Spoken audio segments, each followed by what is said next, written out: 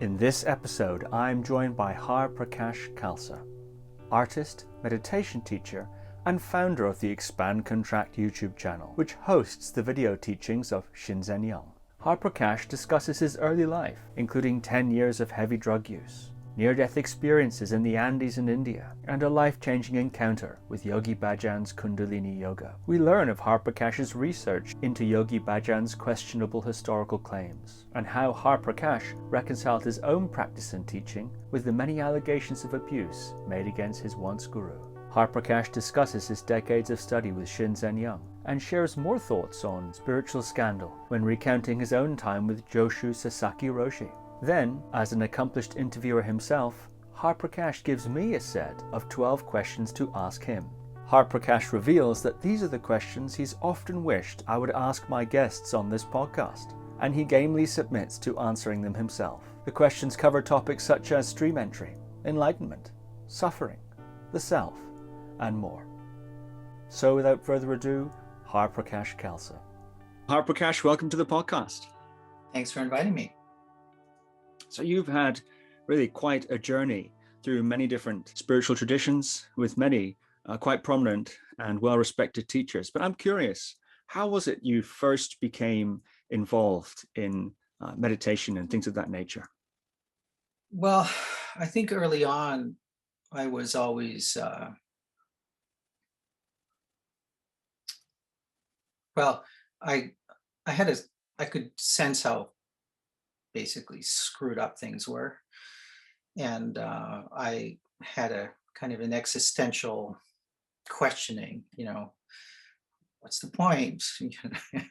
I mean, I was the teenager that went around during parties and said, hey, what makes life worth living for you? It's none of anybody wanted to hear at a party, so so that's how it started. And then when I was 16, I read Zen Flesh, Zen Bones by Paul Reps, and that really struck a chord. That was like, oh, okay, these are my people, kind of thing. So that's that got the interest early on. And then when I was, 22, 23, so I'm going to be 61 soon, a couple of weeks. When I was 22 or 23, I went to a Zen temple in Toronto, and that's where I really got my first meditation instruction. So that's where I started. Yeah. Some people report with that book, Zen Flesh, Zen Bones, sort of opening experience reading that book, because if I recall, part of it at least is, isn't it part of it, chapter on Munon? And there's also some stories about various different people's awakenings, something like that, if I recall, Zen Flesh, Zen Bones, quite an influential book. I'm curious if you had any particular experiences, mystical experiences perhaps, or meditative experiences spontaneously in those years. That's often cited as a reason people are steered in this direction. I don't know if I would use the word mystical, but before I ever read Zen Flesh, Zen Bones, or asked people funny questions at parties, I remember as a kid I was home sick one day from school, and I was lying in bed. And I remember just kind of, looking at the ceiling, and I started to the visual started to change on the ceiling. And so it was just like the sensory awareness started playing with itself. I didn't really feel like I was playing with it. And then I would close my eyes and get this very peculiar, for a kid anyways, sensation of I was lying on my bed, but the bed would completely flip over. And then sometimes it would stay there, and sometimes it would flip back again.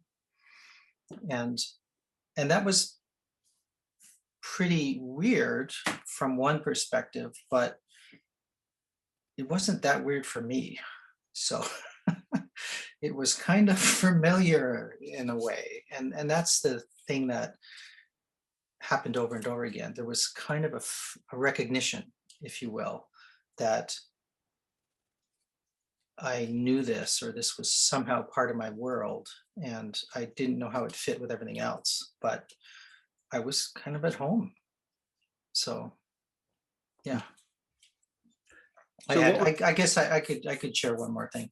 Early on, um, I was we we were talking. You mentioned a little bit before we started recording about near-death experience. So when I was 24, I believe. So 1984, I was in India and I was working with children there who were going to a yogic school. And I was there for, I think, 3 months working with the kids. And I got very sick from, I'm assuming, something I ate or something in the food. And so, anyways, I stayed in my room the whole day, and everybody else, did their thing. I was absolved from my responsibilities. At the time, I was doing a the same meditation every day, and I was on like day, I don't know, 450 or something like that. I was going to do it for 1,000 days, and I was also doing these 3 prayers. They were Sikh prayers, but I was so sick. It's like I just didn't want to do it. But I hadn't missed a day. As you know, I did it in like planes, trains, buses, that whole whatever that movie was. I did it.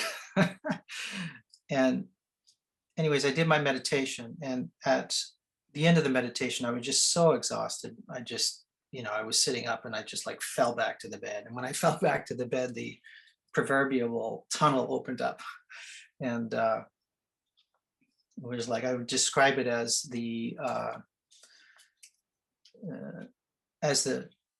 warp speed, in Star Wars, where like in Star Trek, sorry, where the stars go like zzz, like this, right? And so that was the sense. And basically what happened is I was in a really, really sick body. But when that happened, I was totally in that moment freed from that sick body. And there was this huge contrast that happened. And as I was going through the tunnel, or my consciousness was, or the tunnel was, merging with me, or whatever you want to say it, somehow the thought came up, oh, it's probably a good time to, focus on your teacher, Har-Prakash. so So I focused on his face, and as soon as I did that, the impression was I slammed back into my body, which was still really sick again. So I went from being, extremely sick to being like total freedom in that moment, and then totally slammed back into that sick body. And yeah, I was really pissed with my teacher after that. So and that's Yogi Bhajan, is it? that was Yogi Bhajan at the time. Yeah. Yeah. All right, well, let's pick up the biographical thread. So you're in your early 20s and you receive some Zen meditation instructions. Yeah. Yeah. So I was working with a teacher called Samu Sunim. So this was Korean Zen in Toronto. And that was my original introduction. And then after that, I went traveling kind of, through Central and South America, and had some experiences there. And during those experiences, I realized that, okay, I think I need to get serious. I think I need to work with a teacher here. Back then I was tripping out on, I'm going to visit all these power spots, like, Machu Picchu and all this kind of stuff. And what happened is I got, I like to do side trails and make my own trails. And so basically I got lost somewhere off the Inca Trail. I was walking, and it was getting dark, and I think I was above the trail, but where I was, it was a steep angle on the side of one of the mountains. And it was really too dark to proceed, and it was too dark to go down. So I was following this kind of yellow pipe, and I thought, this is going to lead me if I just follow the pipe, because I found the pipe. It's got to go somewhere. And anyway, so what I ended up doing is I had to kind of strap myself in for the night. So I took my belt and kind of tied it around a tree and tied that to myself, and hoped that I wasn't going to like slide down the mountain at nighttime. And that's when I had that, oh, okay, it's not really about power spots. I really need to be able to work with the energy in myself. And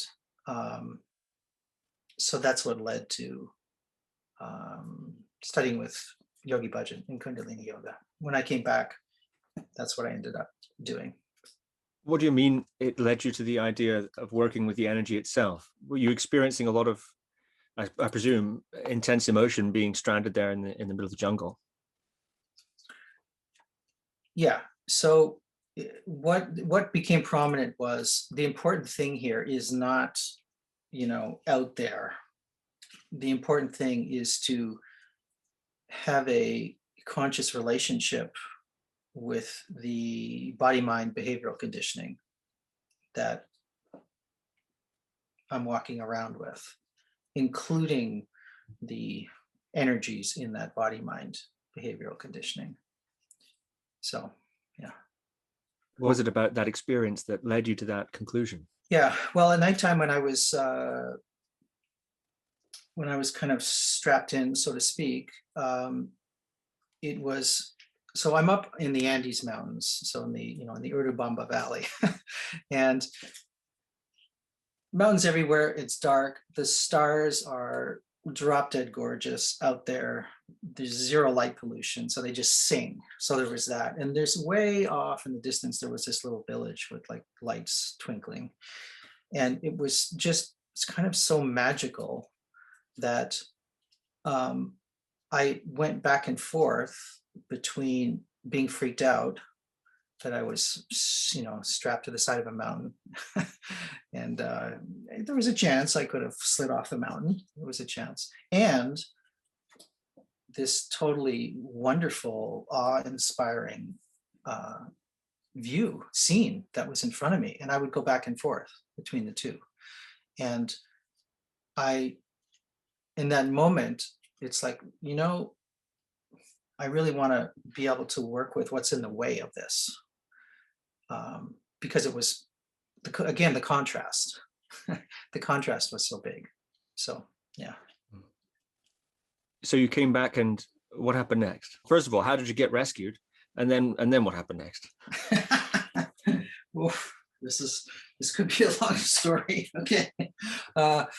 Well, I didn't get rescued. I just stayed strapped in and continued in the morning following that yellow pipe. And it did lead me eventually into Machu Picchu. So from there,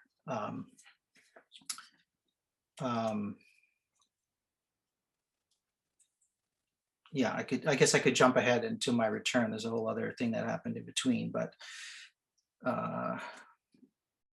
what happened? Part of what I was doing at the time was I had kind of been at near the end of a 10-year drug run, like doing drugs. And one of the things that happened on that trip was it wasn't the reason for the trip, but it happened during the trip. I realized that, why are people spending all this money for stuff like, let's say, cocaine, which was really high, when they could just like go to the source. So when I was in Bolivia, so the Machu Picchu story is in Peru. So now I'm in Bolivia. I basically found a really great source for cocaine. And the source was in the Bolivian jail. It was a Canadian who was imprisoned for selling cocaine. And the thing to know about that Bolivian jail is that when you're there, you have to pay for everything. So as an inmate, you have to pay for your toilet paper, you have to pay for your food, you have to pay for everything. And so how is a person going to pay for that? Well, if they don't have a source, if their friends and family run out of money, then what they do is they at the time anyways, I don't know if that's the case now, they sold cocaine. And how did they get the cocaine? Well, when you went in the prison, the guards checked you to make sure you weren't bringing in cocaine. But when you left the prison, they did not check you. So you were free to buy the cocaine. And so I was doing that, and this was near the end of my trip, and decided to come back to attend my cousin's wedding. And when I came back, I kind of did I went through withdrawal basically on that trip back, and it was on the cheap. So I was like sleeping in airports and, doing all that stuff, and came back to Toronto, and, had a few LSD experiences. And then after that, it was like, okay, I think I've had enough of this, enough of the drugs. And I had met a friend of mine who was from art school. And I said, hey, what are you doing? She said, I'm doing this great thing called Kundalini Yoga. And I said, oh, that sounds interesting. And so I basically got off drugs, and I switched it for Kundalini Yoga is what happened. So that kind of began that transition. Which is not an uncommon switch, is it? Heavy drug use to Kundalini Yoga is quite a common. Yeah, because the way that the yoga is done, you move things very quickly, and people can kind of, at least at first, get very high with it. That's the sense of it. So for some people, it's an easy switch to, shift from things you're taking as far as drugs to creating pleasant states, let's say. Yeah. You've mentioned the 10-year drug run. What sort of drugs were you doing during that time? Oof. Did you say in Bolivia you were dealing cocaine? No, or just taking cocaine? No, I was taking cocaine. I wasn't dealing. It was everything, almost everything, not quite everything, but I mean, I remember doing really crazy, looking back now, crazy stuff. So most kinds of drugs, including hallucinogenics. But like, for instance, I remember when I first started going to the Zen temple, I would go to the Zen temple and I would meditate. And then on weekends, I would go with friends, and we would do really, now that when I look at it, scary stuff. So we would, put something in a needle, somebody would hit it up, and then they, pass the needle to the next person. And then the next person would, maybe take like part of the match back and sharpen the needle a little bit or something like that. And then they would hit it up, and then they'd pass the needle to the next person. The needle would actually travel around, the same needle, right? So anyway, so I did some crazy stuff like that. Mostly, not too much of that. Mostly it was, pot and hash and that kind of thing, mushrooms, LSD, all that stuff back then. And then shortly after arriving back, though, I kind of quit everything. So the 10 years ended, and haven't done that since. So. And you're rejecting heroin, I suppose, with those needles? No, it wasn't heroin. That's the one thing I never did.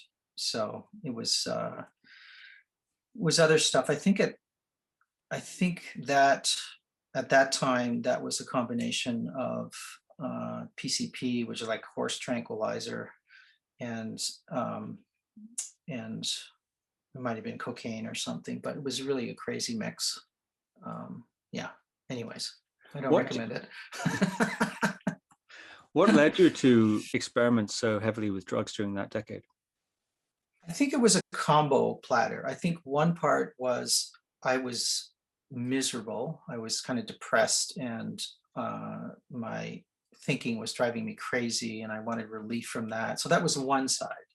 But the other side is I had read some Huxley, and the Doors of Perception, and that had a big influence on me because of, I guess, these other experiences, and what I was reading from him and what the drugs did. Basically, I not only got a relief from the misery that I was experiencing, but of course, that gives a kind of allows a person to jump out of the system, and then you can kind of look back at the system and say, oh, okay, so there's a whole world that I can explore here. And so that was a nice transfer into meditation and yoga at that point, because that's another way to explore it. Yeah. All right. So you went with your friend to a Kundalini yoga class, and so pick up the story from there. Yeah, so this is now 1984. Now, when I got back, is part of my choice was, okay,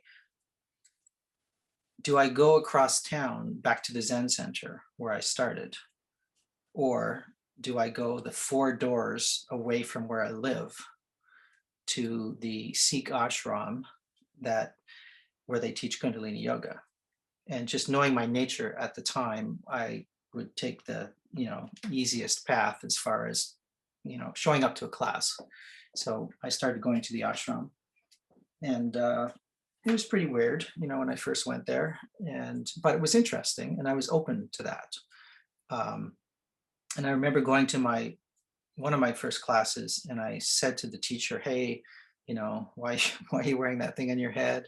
And he said, "Well, it's a turban, first of all." And he kind of, said my hair is tied up, and that when the hair is tied up like that, and he gave me this whole kind of esoteric explanation of it helps to attract the energy from outside, and it pulls the energy up inside, and it helps things to balance, and da da da da da, and all that kind of stuff. And I said, "Oh, okay, so you have like hair under that?" And he said, "Yeah." I said, "How long's your hair?" And he said, like, "Oh, it's like, down to my bum or something like that." And I'm like, "Cool." I was thinking to myself, I was born in 1960. I kind of miss the 60s. So this is kind of cool. He's like a hippie. He's, wearing a turban. So yeah. So anyway, so I did the class, and part of the class, you're stirring up all this energy and kind of getting high. But at the time, I was on a quest to realize the truth. That was like my burning thing. I need to realize the truth. Everything was about that. And as part of he kind of ended the class with these, as is traditional in that way, with doing 3 sat nams. So sat means truth and nam means identity. And I didn't know that. I said, "Hey, what's the thing we just said, sat nam?" And he said, "Truth is your identity." And it's like, because I was on this burning quest for truth, I'm like, oh yeah, I'm home kind of thing, right? So that's how it started. So then I started exploring that. Now, how long have you been practicing and teaching Kundalini yoga? Well, I started in 1984, and is kind of an off and on practice throughout that time. And teaching, well, I started teaching fairly early. Back then, there wasn't any big teacher trainings. You were just, you learned a few things and you started teaching. And so one of the people in the ashram, so 4 doors where I'm living, came up to me after one day. It's not so long after I'd been practicing. I think I'd been practicing for just like 3 months. And he said, "Hey, you want to take over my class?" And I said, "I don't know, where's your class?" And he said, "Oh, it's in the Donjel." And I'm like, "Oh, Donjel. Yeah, that sounds interesting." So I started teaching in the Donjel. And I loved that. That was great, because my my ultra badass ego, I was just a skinny kid at the time. I was 130 pounds or something, but my badass alter ego just thought it was the best thing ever. And somehow I really connected with the guys in there. I mean, they're in there, they got nothing to do all day. Don jail in Toronto is a pretty heavy jail. Basically people are like lifting weights and exercising a lot of days so they don't go crazy, and also so they can protect themselves. And these guys don't want to be in a Kundalini yoga class. They're just doing it to get a break from everybody else. So when they were in there, I mean, the very first thing, they're looking at this 130-pound kid that they could, eat for breakfast. Um, so what I did was something very simple, which was I had them just stand like this, and really simple, just do this with their finger. So just do this back and forth with the arms out like this. And so I did that in front of them, and I said, okay, guys, do this. And they're like, we're not gonna. I was like, come on, give me the finger, right? Give me the finger, the middle finger. And so they started doing that. They were all muscle bound. And then I started teasing them. I started saying, let's see if you can keep up with me. And of course we can keep up with you. But what they, of course, you guys lift all these weights and you can't even lift your middle finger at me. Come on, right? The thing is, although they had all this muscle, their nervous systems were shot. And that's really a nervous system exercise. So their arms are all shaking, and they have to like put them down. So anyway, so after that, basically I got their attention. And then after that, they were willing to try stuff, because they're like, basically any edge you can get when you're incarcerated is a good thing to have. So they were like, this skinny kid that I'm really pissed off with now has something that I want. So I had their attention. So that's how I started teaching. And then probably for the last I guess around 20 years, I've been teaching with my wife. So she does a lot of Kundalini yoga teacher trainings, and I have my specialty. So I teach 2 weekends, at least up until now. Now I've kind of thinking if I'm going to retire from teaching that, but I would teach the history and philosophy of Kundalini yoga. And then I would also teach the mind and meditation aspect. Those are kind of my specialty weekends. So I've been doing that for about the last 20 years. Did you have any personal contact with Yogi Bhajan, the founder of that system? Yeah. Back in 1984, when I first started practicing, we go to these big solstices that were either in New Mexico or in Florida. It was like a summer solstice in New Mexico and winter solstice in Florida. And he gave me my name. So he would also travel around and do what was called white tantric yoga, which is done in pairs, done in partners. And so that happened for basically until he couldn't travel around so much. And I did a lot of those white tantric yogas, as well as going to some of those solstices and having some, personal interactions with them. Yeah, interesting guy. Well, yes. I mean, I'm interested by that. You said you've had personal interactions with them. I'm curious if there's anything of note there. And also, of course, you'll be aware, given your specialty of the history and philosophy of Kundalini Yoga, about the recent challenges to its, at least its internal narrative, the story, the history that Yogi Bhajan presented. There's been some challenges as to that, the origins, if you want, of the method. Yeah. And also, of course, there have been lately quite a number of controversies about Yogi Bhajan himself personally in terms of his conduct and so on, abusing, accusations of abuse, etc. I'm curious if you have any reflections on that, given you knew him personally or had some personal encounters with him, and also are a student of the history and philosophy of the method.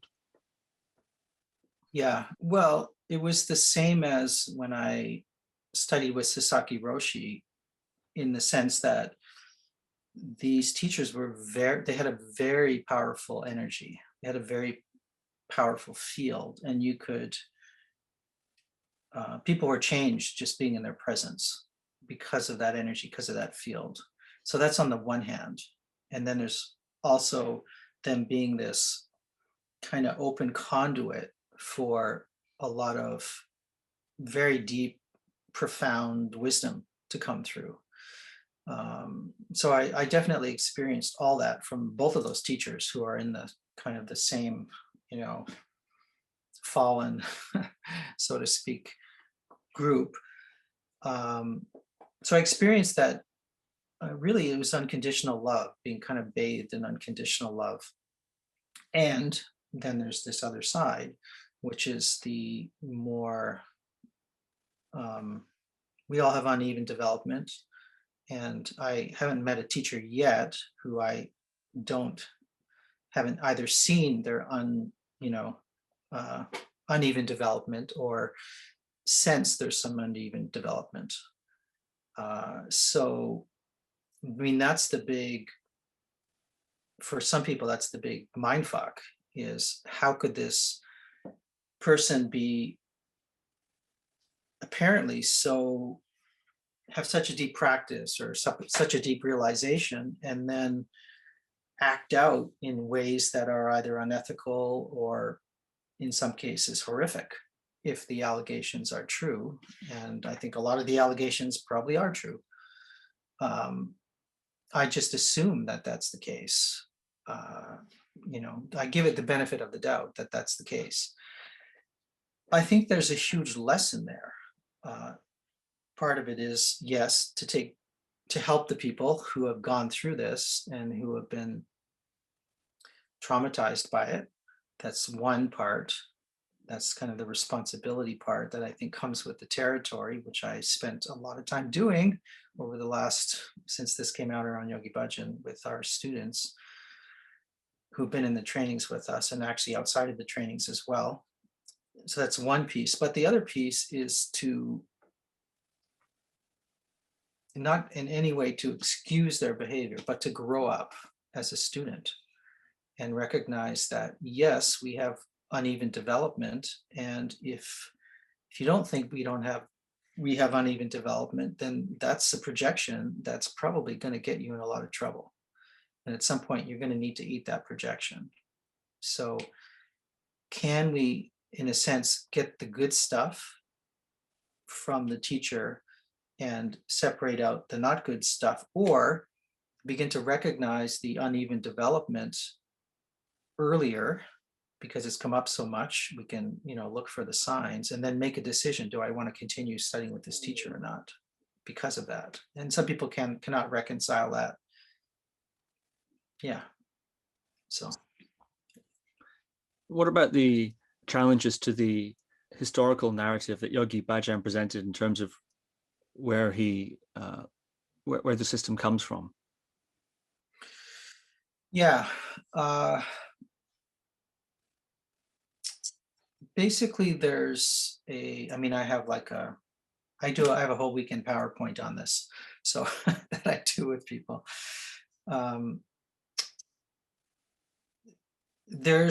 We just need to look at the indiscrepancies which have been fleshed out more and more now. So there were always some indiscrepancies, and for some people it would bother them, but most people were fine about it because they're getting so much benefit from the yoga. It's like, oh, who cares? I don't really care. So, but I had to reconcile that teaching history and philosophy of Kundalini Yoga. So I just went sleuthing and would just put up, okay, here's what Yogi Bhajan said on the one hand, and on the other hand, here's kind of the evidence that I've unearthed. And isn't that interesting? What do you make of that? And I would just ask the students, what do you make of that? and all interesting responses. I mean, some students would be really upset. Other students would be like, I don't care because I get so much out of the yoga. I don't really care where it comes from. I mean, I basically divided it up into, this is what we know for sure. Here's the evidence. This is what we don't know for sure, but could be. So I can connect a lot of the Tibetan yoga to Kundalini yoga very easily. There's a huge overlap between the two. So then it was just like, okay, digging all that stuff up and then showing that side by side. Hey, what does this look like? This is a Tibetan yoga sequence. Does that look like one of our Kriyas, Or, hey, look at this guy teaching in what looks like a circus demonstration show. Guess what? He was one of Yogi Bhajan's teachers. Does any of this look familiar to you? And so I'd show the video of them teaching. And of course, everybody recognized that there's certain things that are done in Kundalini yoga over and over again. So my approach was just to unearth everything I could to put it all on the table. And then at the end to say, now you're going to have to decide, given all that you know, and I attempted to paint a really broad, detailed picture. How do you relate to that? Is that going to affect your practice? If so, so be it, for better or worse.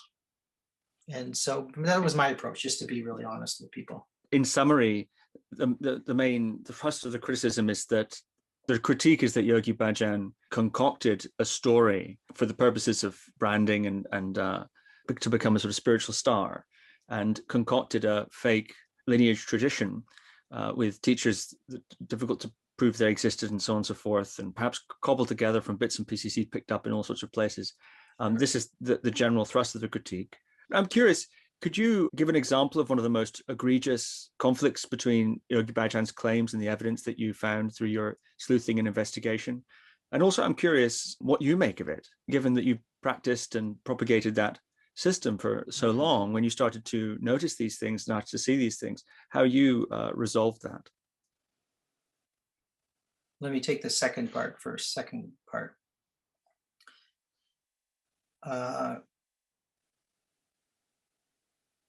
So I've been doing these teacher trainings with my wife for about 20 years.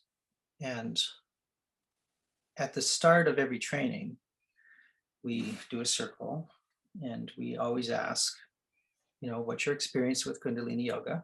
Why are you here? Why would you like to do this training? And we hear story after story after story of how it's changed people's lives for the better. So that's the bottom line, is if it changes people's lives for the better in profound ways, and I've heard, probably thousands of stories at this point, or close to thousands of stories, then it's either going to live or die by people's relationship with it and the experiences they have. Now, if it gets in the way, all this other shit, then fine, let it die. If it has to die, that's fine. It's not, there's lots of ways to practice. Myself, I started shifting away from Kundalini Yoga more when I started working with Shinzen 20 years ago. So although I taught with my wife, I did very little of the practice. I still do some Kundalini Yoga, but it's mostly not Kundalini Yoga. It's mostly my other practice, my, Shinzen practice. So that wasn't that hard to reconcile for me, because I had this other practice, which was my main practice.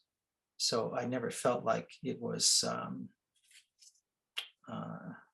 it probably didn't hit me as hard as some people, although, I definitely did my share of crying and grieving around it when stuff came out. And during the period where it came out, I saw it as my duty to put out all the evidence that I could unearth the best I could. And it's complicated. It's not a black and white thing.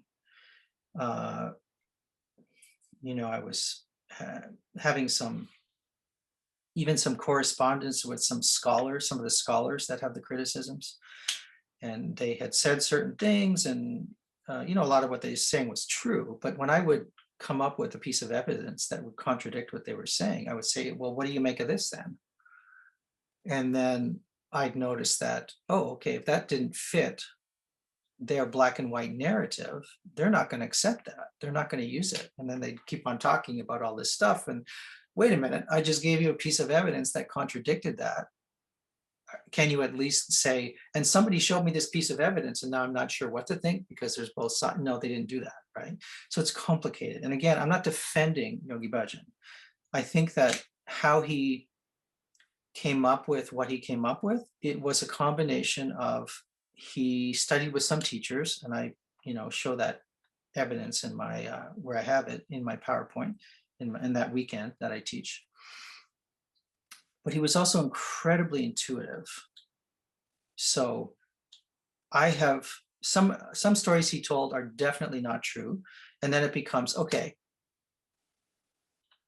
is this not okay for him to tell because it's not factually true? Or can we take this as a teaching story that's not true? Now that we know it's not true, do we need to throw it out? Can we keep it? What do we do with it? So I'm always looking at the different sides to look at things, and how can we either use it to our advantage or discard it if it's not useful. I think that he just downloaded a lot of stuff, and whether he could see auras and come up with these, kriyas, just looking at the group field and then adjust it for that, I have no idea about any of that stuff. But he was incredibly powerful. He was incredibly intuitive. So I think it was a combination of teachers that he learned from, just his intuition, just downloading the stuff. And some people, if you believe in past lives, would say some of it came from his past lives, but I usually don't go down that route personally. So, And perhaps my last question on it, the tricky thing with Kundalini Yoga, of course, is it's not just a practice. It's a lifestyle, it's a dress code. It's, really quite an identity, it can be anyway. But why do you think, if you had to speculate, that it seems like Yogi Bhajan fabricated so much of his history in such a dramatic way? The usual critique is it was done for branding purposes, to gain authority and significance and influence in convincing people to become a part of his group and support his organization and so on. That's the usual critique. And the stories that appear to be fabricated certainly seem to have achieved that result. But why do you think it seems that so much was fabricated? Again, I think it's a combo platter. I think it's my guess. I don't know, but my guess is that part of it was branding. So, in other words, when people say that, they're thinking, well, he intentionally did this, right? So that, Right. from that perspective, yeah, part of it was probably branding. That's what was going around, a lot of that at the time, all these teachers coming over from the 60s. But I think part of it was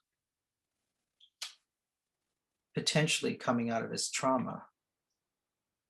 So that was driving and distorting some of what he was saying, and certainly those areas that we're talking about, the fabrication stuff, and also the trauma stuff around the allegations of behavior, which I think are probably true. I'm going to say, yeah, it's true. There's just so many stories that it's hard to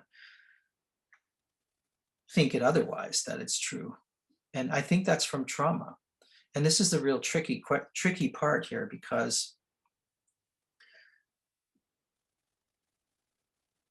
this is going to get me in trouble, maybe, but I'll say it anyways. From a certain perspective, again, I in no way endorse any of those behaviors, or the lying or the distortion, any of that stuff. I don't endorse any of that. Let's call that out for sure. And let's also take care of, in whatever way we can, of people who've been harmed by that. And from a certain perspective, I can see that this was driven and distorted by his own trauma. And if I ask myself, if I had that traumatic body-mind behavioral conditioning, might I have behaved the same way? It's a tough question to ask. But when I asked myself, the answer is, of course. If I had that body-mind traumatic behavioral conditioning, I might have behaved that same way. And when I feel into that, I can feel compassion for him, at the same time as being totally pissed with him. So it's not black and white for me. What is the specific traumatic body-mind conditioning that you're thinking of? I don't know. Again, I can only go by stories, but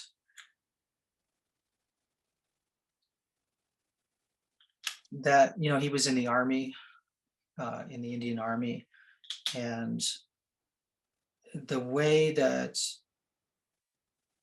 in any culture people are raised is going to affect them. And I know that he had, certain views on things. Like early on, he was rather pejorative around same-sex couples, for instance, and then he changed over time. But that's an example of his conditioning, for instance. So I don't have any specific stories that I know that are true that led to what I'm supposing is trauma. But I don't think I'm going to assume that that a lot of those allegations are true, and if assuming that those allegations are true, that has to be driven by trauma. It has to. You can't abuse people that bad and be healthy. It's just not possible. Unless you're a psychopath. But that's my point. What leads to a psychopath? Usually it's trauma. So yeah, if you don't have a conscience, there's a reason why you don't have a conscience in those areas. So. Well, now we're getting into some very, we're certainly getting into some thorny territory, and I appreciate you being willing to discuss it and sort of, offer your considered opinion on it. There's this book, of course, that many people will be familiar with, Bill Hamilton's Saints and Psychopaths. Yeah. So it's the more we talk about saints, the inevitable emergence of the discussion towards talking about psychopaths seems to occur. So this leads to, what is the big lesson for me? It's like, okay, so all this shit happened, and what's the big lesson? Well, the big lesson is we all have body-mind behavioral conditioning. We all have uneven development. So how can all of us who are on the meditative or spiritual path, if you want to use that word, who are potentially getting in a place where we can be liberated from the body-mind behavioral conditioning, how can we make sure that we're not just transcending or being liberated from the body-mind behavioral conditioning, but the body-mind behavioral conditioning is still driven, distorted, or repressed? How can, in other words, I like to use the Wilbur, how can we make sure our wake up is balanced with our grow up, with our psychological and relational issues? That's the big question. And that's how can, if we want to, use the E word, how can enlightenment be integrated in a balanced way? That's, to me, the lesson. That's the view. We all have uneven development. Now, how can we take care of that? Yeah. Okay, so next you mentioned that you encountered Shinzen. How did you encounter Shinzen, and how did that relationship develop? Yeah, so I was living in a Sikh ashram at the time. I have 3 adult children. They're all born in the Sikh ashram.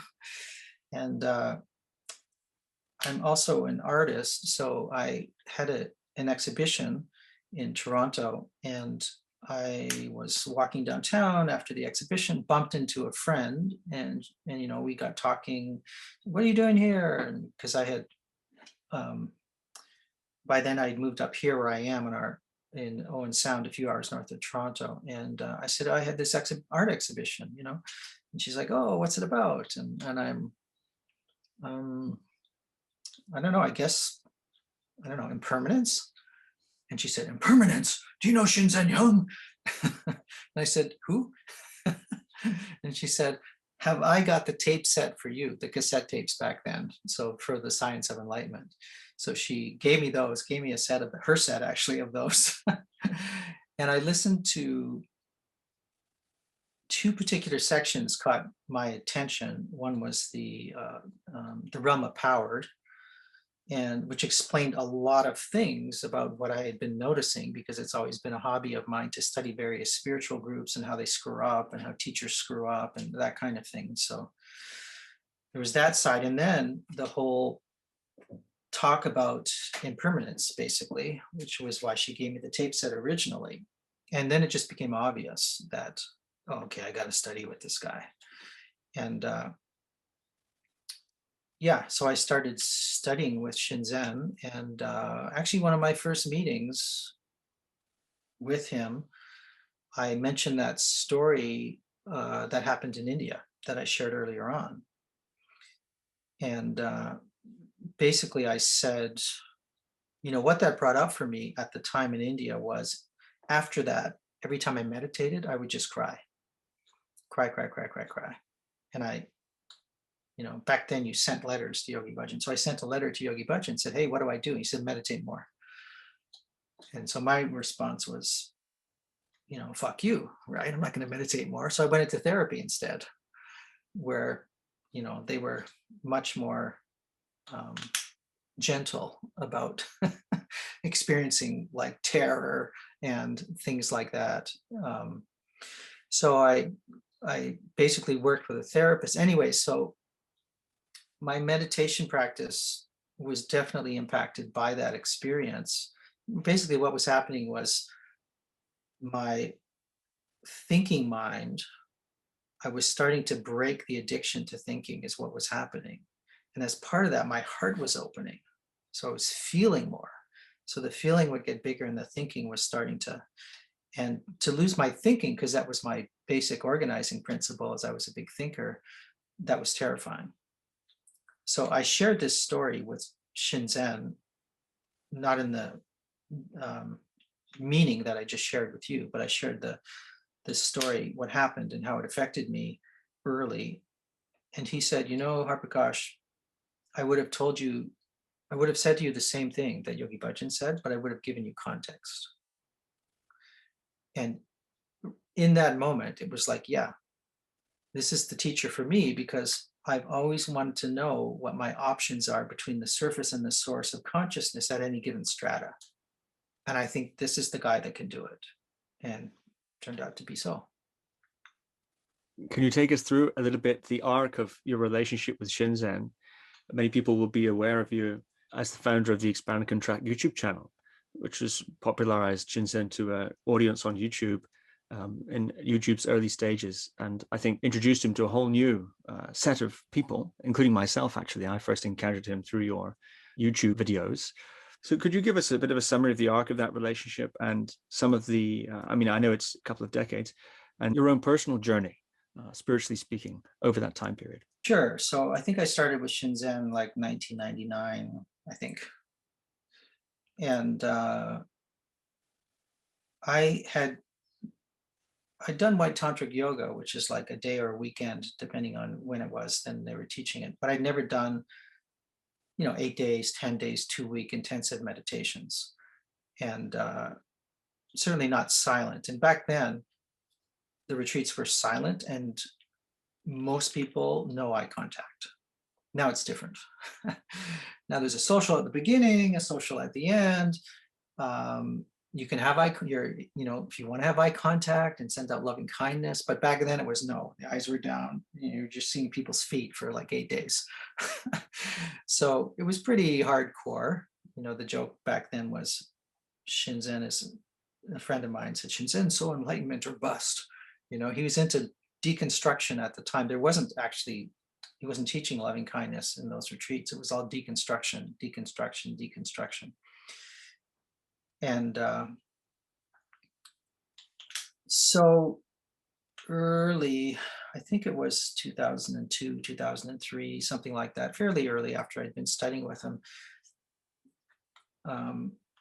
I started having experiences of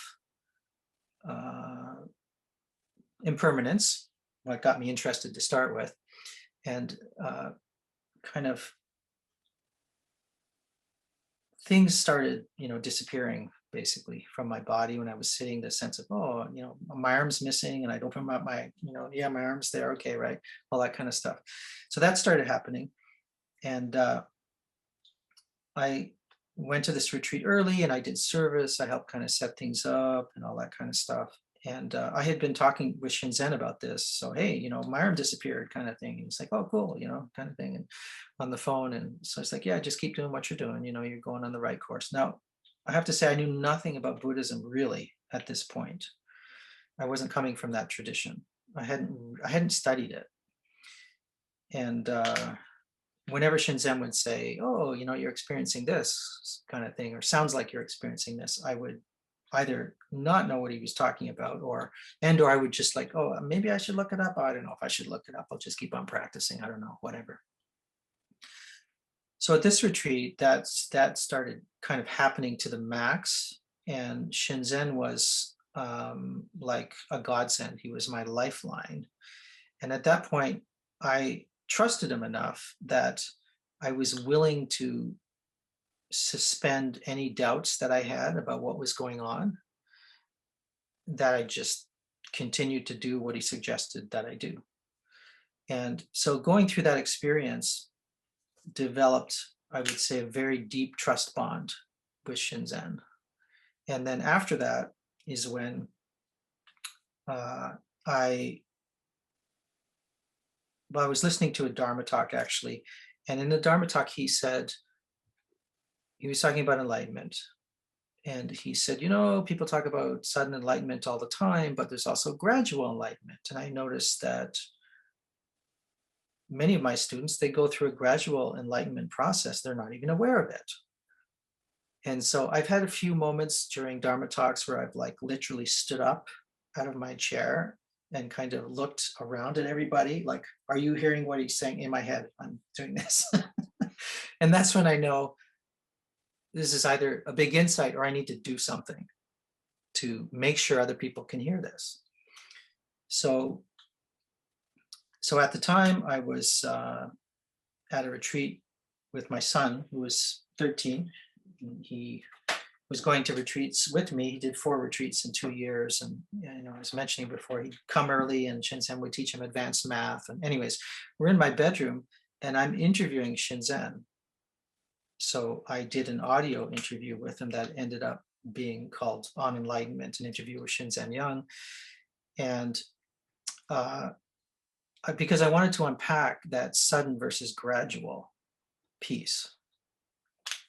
And then at the end of the interview, I asked him, hey, why isn't somebody videoing you?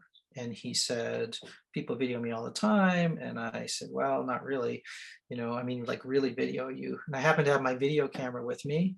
So I said, can I video your Dharma talk tonight? And he said, yeah, you can video me whenever you want. I said, okay.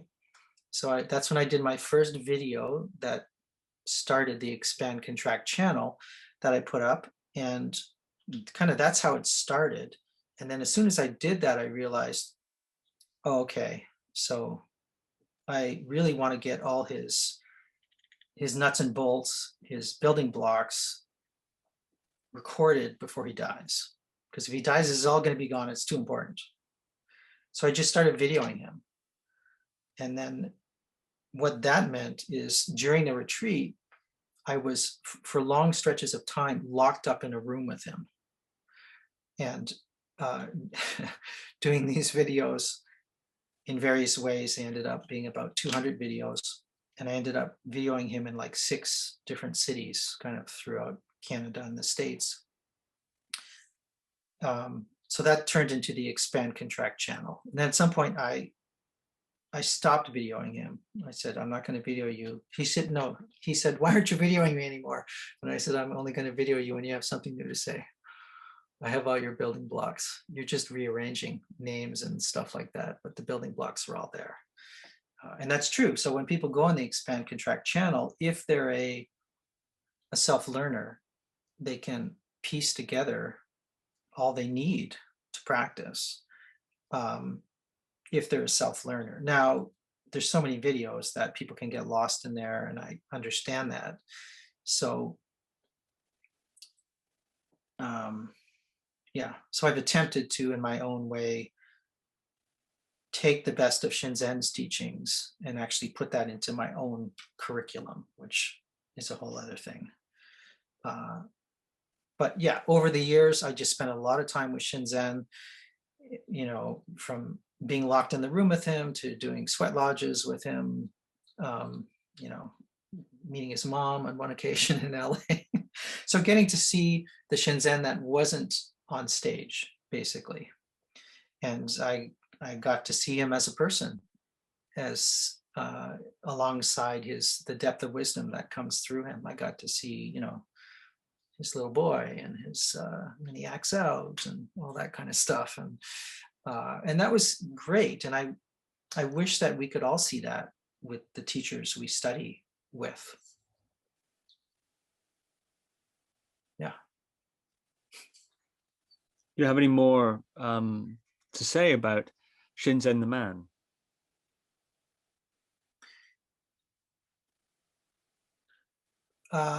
Well, he's brilliant. He's brilliant, and he's a maverick in that he creates his own systems and ways of putting things together. So that's his kind of the teacher, brilliant kind of stuff. I think you can, when he's teaching, you can see the man come through. So he can be very quirky. He can be very funny. He can sometimes default to long-winded math equations that lose people when he's talking. and that's the man coming out, you know, of the teacher. It's like, you know, he doesn't always really need to do that kind of thing, which is kind of what I got to do in the expand contract channels. I got to edit. So I could just edit, like, you know, and at the time it was 10-minute chunks. So I could edit like the 10-minute what's essential, and I could take out all the other stuff, you know, even though some people loved all the other stuff. I thought it was like potent and more approachable if it was short and sweet and there weren't, you know, wanderings left and right and all that kind of stuff.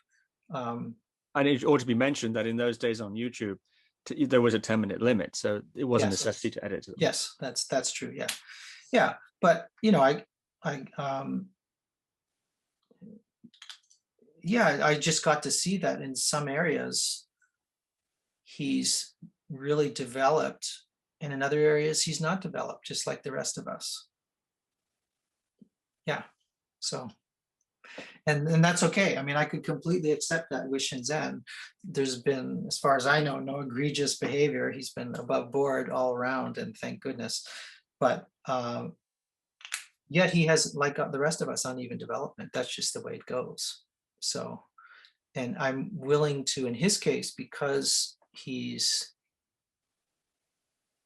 you know, I think his ethical behavior, basically, I'm okay with the stuff of him that isn't developed, you know, that is immature. Totally fine. I'll take that. And would it be fair to say that Shinzen, in his presentation of himself as a teacher, emphasizes his humanity? He often tells stories, for instance, of his shortcomings. More than most teachers, absolutely. Yeah. I mean, I videoed some of those stories, you know, and that was part of the point in those videos, because when I was filming those, one of the approaches, there was kind of several. One of the approaches was to, if there was anything I felt that either needed to be talked about because he wasn't talking about it, or it needed to be talked about from his perspective and given us specific time focus where he could just hone in on that, then we included that. So now he naturally does this anyways in his Dharma talks. So it wasn't like I was just, you know, picking this stuff out. But I could pull out because I had been around spiritual groups for so long and seen all the different ways it could screw up, those were natural questions to ask. So there's, you know, a bunch of videos on that topic around uneven development and how can teachers be enlightened and screw up. And, you know, I mean, the most recent one, the longer, it's like 24 minutes, is called Towards a Balanced Enlightenment. And it's all about what we're talking about. And so I made that because I I was in organizations where this went on, I made that a priority for that to happen. Yes, you certainly have emphasized that in your YouTube channel and in your interviews with Shinzen. You've emphasized that theme. That's true. Mm-hmm. So I'm curious now also about Joshu Sasaki Roshi, of course, and your experience studying under him in that Zen context. From what I understand, quite rigorous Zen training, and very highly regarded before his death, master of the tradition. But also, as we've discussed, his later life was mired with quite severe accusations of sexual assault and so on of students. Well, it wasn't a long study. I did one intensive at Mount Baldy with him. What I tried to do is, when I started studying with Shinzen, he would always talk about his influences. And so I would do 2 weeks with him, usually up here in Canada, kind of the spring and the fall. And then I would try to do a third retreat from a lineage that he had studied in. So, that meant everything from Goenka to Zen, in this case, Sasaki Roshi, who was available at the time. So I did an intensive with Sasaki Roshi, and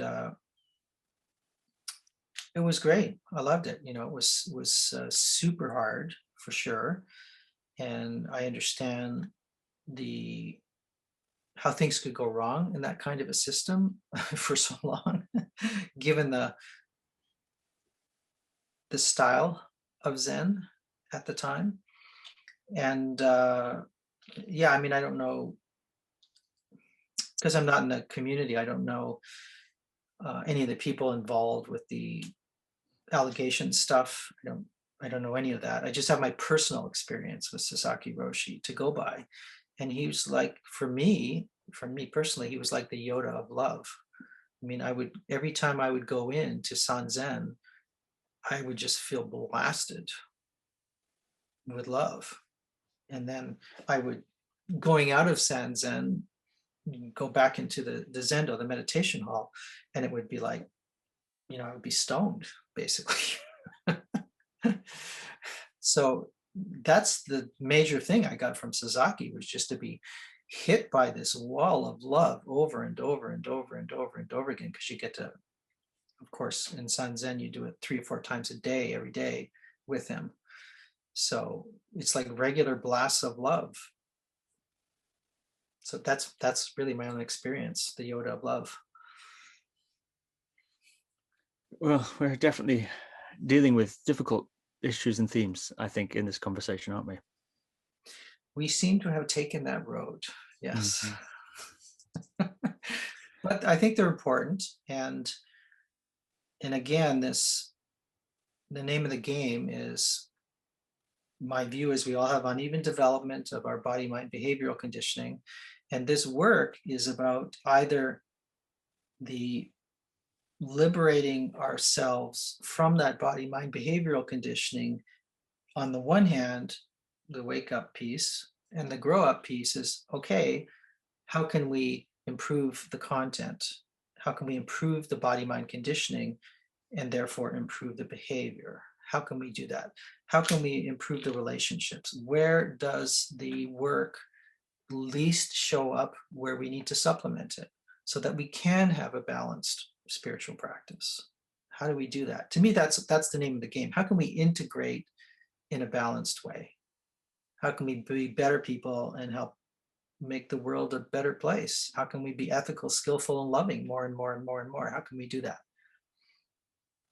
Part of the reason it's a tricky theme is, as you've pointed out before, the student projects their own hopes and dreams and ambitions, if you want, on the teacher. So when the teacher, as inevitably, deviates from that projection, when the real teacher emerges from behind the projection, of course it's going to be different, and there's going to be dissonance there, and to a greater or lesser degree. I wouldn't say the real teacher emerges. I would say the klesha of either the drivenness or distortion reveals itself. I don't consider that the real teacher. Fair enough. What I meant really was that the one can have an idea of somebody, and then one gets to know them, and then what one discovers as one gets to know a person is some of it will be similar to and others different to what you imagined. I mean it in that sense. Definitely. Yeah. In a loose sense. So in that sense, you could say, well, one of the lessons there is to understand projection, one's projections, and so on. But also, of course, the other part of the other problem, I think, is that the teachers themselves very often represent traditions in which the claims that teachers make and the claims that the traditions make don't seem to hold up in sometimes the most revered masters of those traditions. And I think that can also shake people. Not Sure. only is it a sense of, gosh, I can see now, I thought he was a perfect enlightened guru and how silly of me. I can see my error there. And on the other hand, it's thinking, hang on a minute. And this is not just a journeyman here. This is a great master of the tradition. And what about the tradition and so on? So I think this is another aspect that it can be quite difficult for people. Yeah, absolutely. And that's why I have attempted to, that's why I've been working on my own curriculum for like 7 years now. And I want to put it together in such a way that to save people time. It's like, this is what I would have wanted at the start when I would have started, to go through all this, both the wake up piece, but also the psychological relational piece and how all that can be integrated in a balanced way. I think that we're ready for that. We need that more and more. I mean, the reason why a lot of all the quote scandals have happened is because you're right, it wasn't prominent in the tradition, or it was somewhat prominent in the tradition, but the tradition was set up in a way that whatever feedback the teacher got was discounted by the teacher or the community in some cases. And that all needs to change. And whereabouts can people follow the development of this curriculum that you're developing? Yeah, it's always the danger of talking about it. Website or so on. Right. Well, right now, what I'm doing is I work with people privately who are beta testing it, basically. So so that happens, and also I have I live on this farm that's off the grid, and I have a retreat cabin, and people that study with me can come to the retreat cabin and they'll supervise their retreats there, basically. But unfortunately, I can only work with small numbers of people because I have other interests, like my art. So I do not want to spend all my time teaching, and this is always the problem with doing these kinds of things, which is why I've been more off radar and behind the camera more, is because I have a limit to the people that I can work with. However, once the curriculum is finished, yeah, good question. I think there'll be some form of, it'll be available online in some form. I'm not sure exactly, because I'm not sure that I'm the best person to do that end of things. We'll see. I don't know, but I'm just focused on finishing the curriculum for now. For people that are interested in the videos, it's Expand Contract on the YouTube channel. I have some other videos that I've made which are part of the curriculum, but they're not public at this point. And then for people who are interested in the Shinzen community who don't know about it, there's a Facebook Shinzen Young mindfulness community. You can kind of open up that and see what that's all about if you're interested. Yeah, and otherwise, that's about it. One of the areas that I feel we didn't touch on as thoroughly as perhaps I'd have liked to is your own personal, I suppose,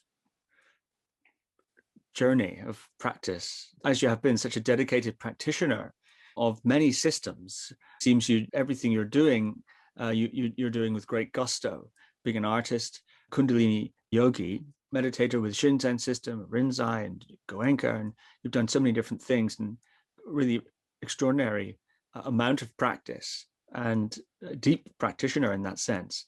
And so what could be said about your own journey, your own spiritual unfolding over these years?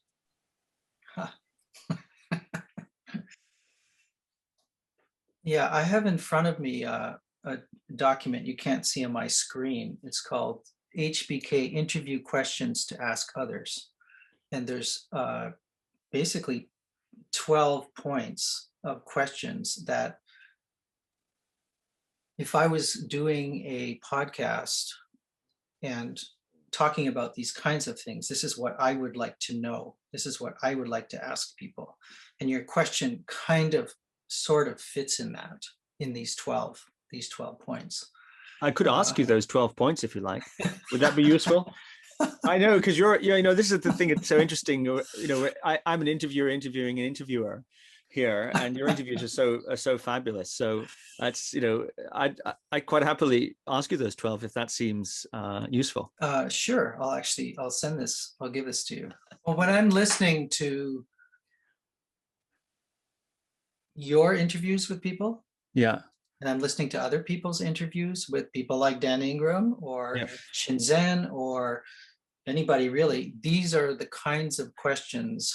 It's like they're not asking the kind of questions that I would ask, so I'm just going to write them down. Yeah. So this is just like a first pass on those questions. It's like if I was going to do a podcast, these would be the questions I would ask people to get things going, not necessarily literally, but this is good, the kind of territory that I think is useful that's not being talked about. Okay, well, I'm going to ask you these 12 if you don't mind. As Shinzen once said to me, I said to Shinzen, hey, I've been writing about my experience. This was way back when. And I said, so this was a long time ago. So this is kind of revisiting it now, interestingly enough, with these questions. I said, I think it would be great to interview people on their experiences of enlightenment. And I think it would make a great book. And he said, yeah, you're right. I think it would be great. And I said, he said, but if you write this book, he said, I want you to include your own story. And I said, oh, no, that's not what I was thinking. I want to interview other people. And he just said, what's good for the goose is good for the gander. So, Mr. Steve, what's good for the goose is good for the gander if we're going to go through these. Okay. Well, I suppose you can't argue with that. Here we go. HPK, interview questions to ask others. All right. Har-Prakash, was there a specific occasion when stream entry, initial awakening, or enlightenment, or include the term you prefer, happened for you, or was it more gradual? If so, when and where did this occur? Describe any practices, hours put in, and other factors that might have contributed to your initial breakthrough. Yeah. So let's just be direct about all this. I was at a Shinzen retreat. It was around 2003. And that's when that initial breakthrough happened. And it would not have happened without Shinzen, because it was kind of a dramatic unfolding for me at the time, and I wouldn't have had the courage or the trust to just really let go into the experience, and I wouldn't have had the skill to know what to do up to the letting go part. And Shinzen was really good with that. At the time, I think I was sitting like 45 minutes a day or something like that, but I had started to experience the parts of the body disappearing, and I, got freaked out, and I called Shinzen, what's going on? He said, oh, great, that sounds like Banga, and so I just continued to meditate, because basically whatever I used to call him the great leveler, because whatever little reaction or freak out I would have, he would just be like, oh yeah, that's not, kind of thing. And like he heard it 1,000 times before and he knew the territory and all that kind of stuff. So he gave me the context so I could relax. And then when I went to that retreat I mentioned, where I was doing service, everything speeded up and became super intense, and kind of the archetypal realm opened up, and there's definitely a lot of material that some people might interpret as past life material. And again, I want to be clear that when I'm describing this is just how it unfolded for me, and it doesn't unfold this way for necessarily anybody else. It can be pretty undramatic when people go through this kind of experience. And I've been fortunate enough to hear it. I mean, people, if I'm assisting Shinzen at retreats and this happens, I get to see it blow by blow, or people call me up and they need to kind of integrate what happened and give it context. So that's part of the work I do. So it can look very different. So what I'm going to share, there's always the danger that other people think it has to be this way, and it's not. It's so not that. This is how it unfolded for me. So everything started to break up, basically the impermanence theme. And it was very difficult to function or know what was real. I went through this whole stage. So it was everything from, I would sit down, meditate. During the meditation, I would feel like I shit myself. It's like, what is going on? So at the end of every meditation, I'd like run to the bathroom, pull down my pants, look, nothing there. Next meditation, it would happen again. This happened over and over again. And then I started to lose some motor function. So I remember once attempting to walk to the lunch hall, and every step I would feel like there was no ground, and when my foot would hit, it would like radiate out in mandalas. And so it was all kind of trippy and psychedelic at the time. And it took me, everybody finished lunch and then I made it to the lunch hall. So it took me that long. And when I got there, I just to take like a fork to, put it in my in my food and try to get it to my mouth, I couldn't like find my mouth.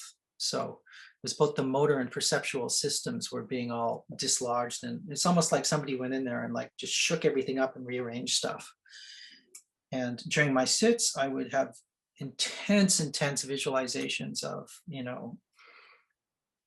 my kids being burnt at the stake, or my wife being raped, or it was just like the most over the top, horrific, crazy things. And again, this doesn't happen for everybody. So I met with Shinzen about 5 times during that retreat personally. This is when you could go have an interview with him one-on-one. It wasn't like an online thing, although you could still do that. But this was like, no, FaceTime in front of him. And I'd go in and he'd say, oh, you're at stage, blah, blah, blah. And I, not being a Buddhist, I don't know what he's talking about. I don't know what stage 4 in the 7th stage progression is. I have no idea. But he sounded like he knew what he was talking about. If I may interject, Yeah. He was using the progressive insight map, was he? Were those the stages that he was placing you on? Well, it's a different progressive insight map, though. It's not the 16 stage that people talk about a lot. But yeah, sure, it's a progressive of insight map, you could say. Yeah, sure. So anyway, so this just continued, and I was like I couldn't sleep. I was flooded with energy. So I might as well go in the Zendo and meditate all night, So I'd sit in the Zendo. And then I remember one night there was a big storm, thunder and lightning. And I remember like the lightning going in the top of my head and all through my body and like radiating out through the room. It was pretty trippy. So, and again, these dramatic things do not need to happen for people and in any way. It's just what I went through at the time. Whatever my karma was, that's what was happening. So at a certain point, I felt like I was literally pushed to the edge of a cliff. So I met with Shinzen and I said that. I feel like I'm standing at the edge of a cliff, and I'm going to fall. And he said, that's my wish for you, is to step off. And that didn't seem crazy at the time, the way he said it. I mean, it felt crazy when I said that to him, but his response didn't seem crazy. It seemed like, oh, okay. So I basically just let go. Whatever came up, I just let go. And then a pretty dramatic perceptual shift happened, which is still there today. And I still didn't know what this was, by the way. I had no idea, but particularly the visual field was dramatically altered for me. And a few days after that, Shinzen called me up and said, hey, Har-Prakash, how you doing? You went through a kind of a dramatic experience at the retreat. How are you making out? And so we had that conversation. I said, what the hell happened? What was it? And so he kind of affirmed that it was the equivalent of stream entry, although depending on how we want to define stream entry, if you want to talk about the path model, then maybe it was stream entry and second path. I don't know, but we could get into those details. But anyways, for me, Shinzen was having a teacher that I could trust, that I could believe, made a big difference in doing that. And yeah, maybe it would have happened without him, but sure felt like I was sure happy he was there. So the next question on your list. Oh, wait a minute. Can I ask you the same question?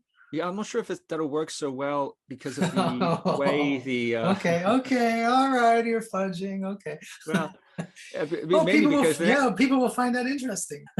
Well, it seems like we ought to continue with your story, but describe what fundamentally your next question on the HPK teaching Steve how to interview list is. Describe what fundamentally changed for you. Was anything about what occurred surprising or disappointing to you?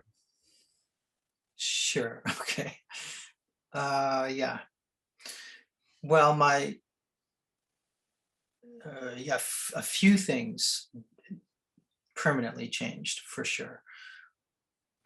So let's just talk about perception to start with. So perceptually, when I look out at the world, that is forever changed compared to what it was before that time. And I can talk about what that's like, if you like.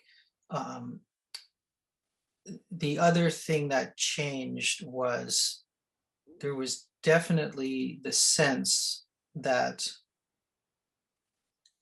oh, this is just body-mind behavioral conditioning. This thing that people call that body-mind behavioral conditioning a self, but it's just body-mind behavioral conditioning. And yeah, I can look at it as that, but there's been a split from that where I can now be aware of that more often. And so I know that that body-mind behavioral conditioning changes all the time. And in a sense, if we want to call that body-mind behavioral conditioning a self, because it's changing all the time, it's more like a selfing process that's happening. And there's more or less identification with that selfing process. So that's what changed as far as the perception in the visual field, but also the perception of self as well. Yeah, we're getting into some of the other details of the questions, but we can, I'll keep going on the same theme. So yeah, what was surprising? Well, I had no idea. Again, it's different for different people, but in this way of working where you deconstruct things, it's not uncommon for flow in Shinzen's terms or impermanence to show itself. And it's not uncommon for it to show itself in one of the auditory, visual, or somatic spaces. So for me, it was the visual space that it really opened up during that time, both the inner and outer. So, see in, see out, to use his terms. That changed. And because it's so dramatically changed, then I can still, well, when it first happened, I couldn't separate the inner from outer. It's like, I remember talking to Shinzen, I lost the inner and outer. I can't put it back together. It's a very funny thing to say now, but now the outer is viewed through the inner is one way to say it, or they're both part of the same field is another way to say it. And there's different, that's the field, but there's different flavors of the field that can be, just like pointing my nose in that direction, there's one kind of change, point to my nose, there's another kind of change. But underneath it all is this vacuous emptiness. It's just, a dance of the perceptual field in visual space, basically. And yeah, anyways, so that's some of the phenomenology of the seeing. So that was surprising, because I had peaks of that before, but I couldn't imagine like that being the new normal. I couldn't imagine like walking around the world and at a certain scale, everything's winking in and out of existence. At another scale, you can pay attention to the content. And that took a while to get used to when it first started to happen. It was all for me, it was very magical when it first started to happen. But then, I was a letter carrier, so still had to deliver the mail, and everything's winking in and out of existence, and things are melting and morphing and shifting and scintillating everywhere and all that kind of stuff. And you still got to put the right letter in the right mailbox. So I still had to walk my 17 and a half kilometer mail route 5 days a week in the snow belt. So that was very good for grounding all that. So that was surprising. Now, disappointing was, a lot of disappointment, actually, interestingly enough. Everything wasn't perfect. Even though I had studied all these traditions and screw ups and teachers, somehow I expected that if this ever happened to me, that it wouldn't be like that everything would be taken care of. I'd now be off the hook and I could retire to the south of France and put my feet up or something, right? So, but that didn't happen. And as a matter of fact, over time, it became more apparent how much of a screw up I was, and my body, mind, behavioral conditioning, and how I needed to really address that, the psychological and the relational. Even though I'd already started that, it became even more apparent how important that was. And that's not the part of me that just wanted it to be all over and done with. It was pretty pissed off at that. Yeah, so that was disappointing. Okay, your third question is, what helped you integrate your experience? Do you have any general integration advice for others who have had a permanent breakthrough like you described? Was verification or contact with a teacher important for your integration? And if so, why? Yeah, well, having a physical job was, I think, really helpful to integrate this, because can be, on the perceptual end of things, it can be so strong that grounding the experience is super important. Grounding the experience in the physical body, being able to use your physical body.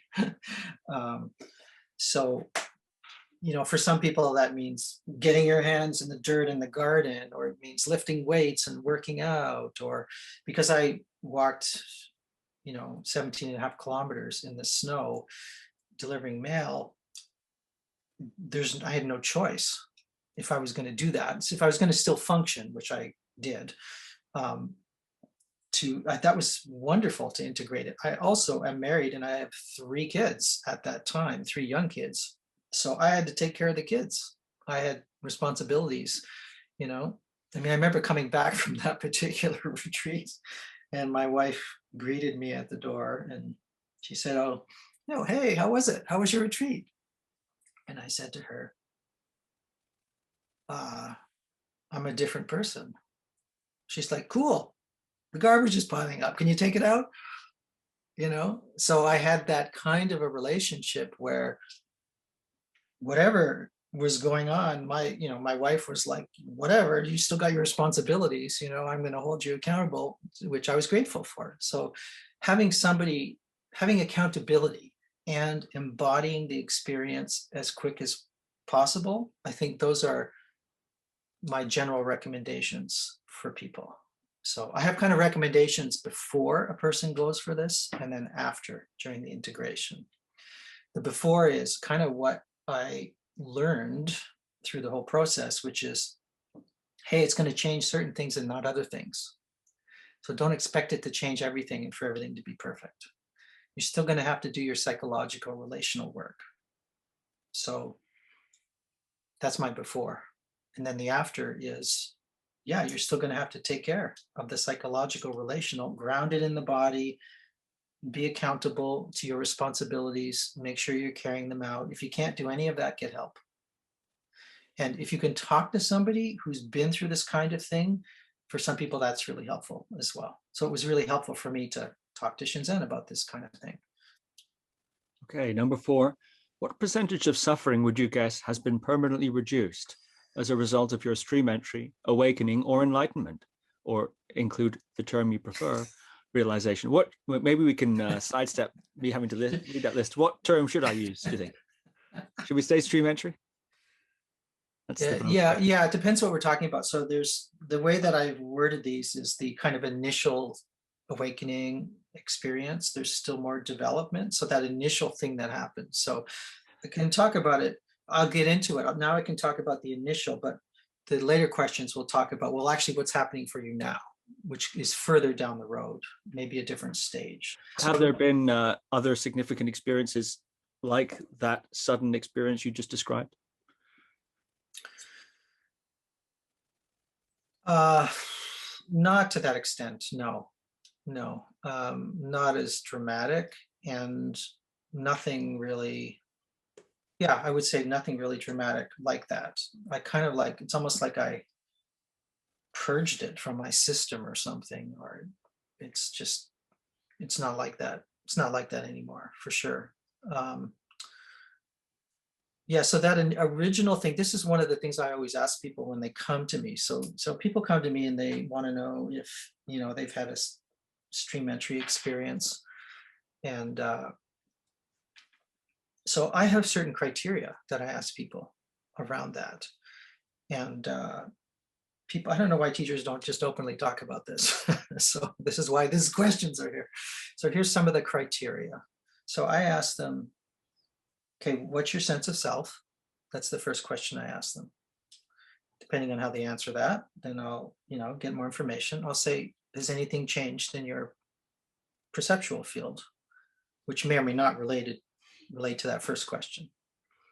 But the big thing that I want to know is there less suffering? So if we go back to what the Buddha is purported to have said, I mean, at least one of the things he's purported to have said is, I teach one thing and one thing only. And that's the reduction or elimination of suffering. And I want to distinguish the suffering from pain. So the pain is the human experience, which we all have. And that's what I stress to people in the beforehand. If you're going to go for this, you're still going to have pain, but it will help you work through the reaction to that pain, which is the suffering, which is the second arrow. So what I want to know is, has the suffering been reduced? So in my case, when I said, I'm not sure if it was like first path or second path that happened at the same time, is because there was a dramatic reduction in suffering for me overall. And I felt like if I carried this bag of suffering on my back, that through those experiences, this is like, hard to quantify, and it's just a ballpark guess, but I would say about 50% was permanently gone. So I felt 50% better all the time. So that's a question I ask people, is how much does any suffering seem to be like gone now? And that's one of the things I look for when I'm asking for people. Number 5, describe your current sensory experience in terms of stability and change. And is this now always the case for you? Yes, it's always the case. Everything's always changing. Sometimes things get temporarily fixated, or sometimes I will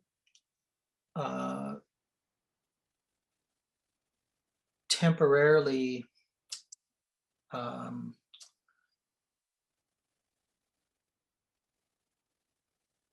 get caught, in a sense, in a kind of fixation, but usually not for long.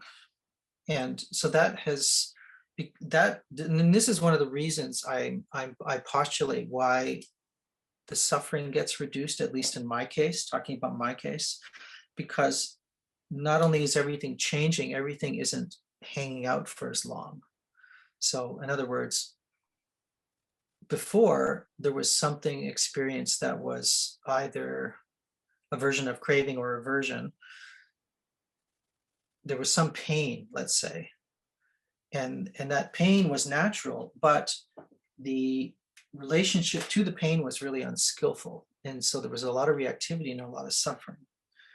And now the reactivity time, there's still reactivity, but way, way, way, way less. And it's that lessening of reactivity that I equate with the percentage of less suffering. So things still come up, anger still comes up, all the irregular emotions still come up, but they just don't stick like they used to. Some can stick. I can still get caught in that.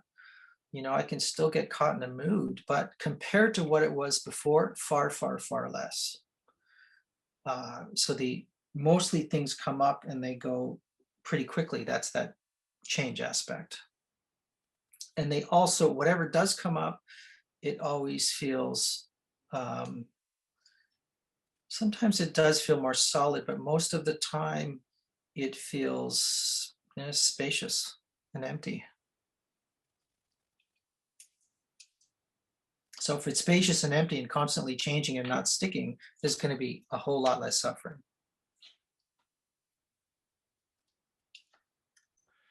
Okay, number 6. How would you describe your current sense of self? Does your momentary experience have a specific orientation or vantage point? Yeah. So the way I would write this in my own case is I would say, how would you describe your current sense of selfing or awareing? It would be how I think of it. Those are the way I think about it. It's basically, I would say it's a combination of two things, which is, this is classic Shinzen. It's the first one is, it's the self is a sensory system, and there's more or less identification with that sensory system at any given time. And so the selfing system is the changing aspect of it, and the relationship to that, that's the not getting caught in that, or sometimes what's called the freedom or the liberation side of things. So that some of that can change throughout the day, but either there's a direct experience of it's really just kind of space and the kind of the field that space is made up of, visually, we could talk about it from somatic, visual or the auditory, but in the visual field, just because that's what we're seeing now on the screen, it's a whole bunch of flavors of flow. Everything's, winking in and out of existence, or there's a billion bright field particles winking in and out of existence, or there's things melting and morphing, or that kind of stuff. But it's all normalized. There's zero reactivity. When it first happened, there was a lot of reactivity happened, and I really super liked it. And now it's just like, yeah, whatever, it's the way it is, that kind of thing. So, okay. Vantage point orientation, that's an interesting one, because that is kind of, I would say, my leading edge, so to speak. So sometimes there's a sense that there's a perceiver or witness or observer or meditator that's back here, and a good chunk of the time that's not there. And so it's just a case of, do I just go about my day and I don't have a preference for either of those? Or do I want to work with that so that there's more of a, what we might call non-local experience, which means the sense that there isn't that perceiver there, that whatever is being perceived happens with equal value throughout the entire self and scene. And when it happens with equal value throughout the entire self and scene, then any of those sensations that usually would make up the sense of self as a meditator, they're very, very, very tiny in that vast data field, basically. So it's almost like if you just, you do panoramic awareness, and you can hold that panoramic awareness while thoughts or emotions come up. They're so tiny in relation to that panoramic awareness that they really don't stick, because there's no grab. There's so less grab to it. There's so less clinging to it. So when that's happening and there isn't the kind of behind the eyes or the sense of that observer, it's just like doing whatever, drinking tea. It's all normal activities. It's just like a perceptual thing. But definitely the experience is that it's better. So sometimes I work with it, sometimes I don't. Sometimes I just I deconstruct with it, or I have little things I say to myself. So, I occasionally, if I want to work with it, it's as simple as me saying non-local, self-liberating. And then it's like no longer there. It's like there's a shift out of the behind the eyes meditator, this versus this, looking at that subject object, that goes at that point. So just like a little pointing out reminder. And I play with that. Sometimes I do non-local, self-liberating joy. And then I'll flavor, quote, the experience will be flavored. So it's like the intention, just enough to have the intention, and then experience is flavored like that. And it's the same non-local experience now, but it's now got joy in it. And it's like if there's a clear glass of water and you put a drop of something in, it's going to fill and spread throughout that clear water. So that's what the kind of the field of, I call it, my word is spaceness, is like, that things are arising and passing in and doing their thing. Number 7, which of your behaviors, habits, or relationships changed as a result of your breakthrough? Where do you still get caught in craving, attraction, clinging, or wanting, or aversion, ill will, fear, irritation, or annoyance? and how do you work with those? Yeah, great question. Boy, who came up with these? Okay. Yeah, sure. I mean, everybody has habits they need to improve, including me. So, I've been going to the gym for about 2.5 years, and then COVID hit, and I'm basically now sitting on my ass working on my curriculum and not working out like I used to. So I'm getting fat. So yeah, I need to exercise again. It's really that basic. I'm not getting paid to exercise like I did for 30 years when I was a letter carrier. Now I have to have a different motivation to do that. So I need to improve those really basic things like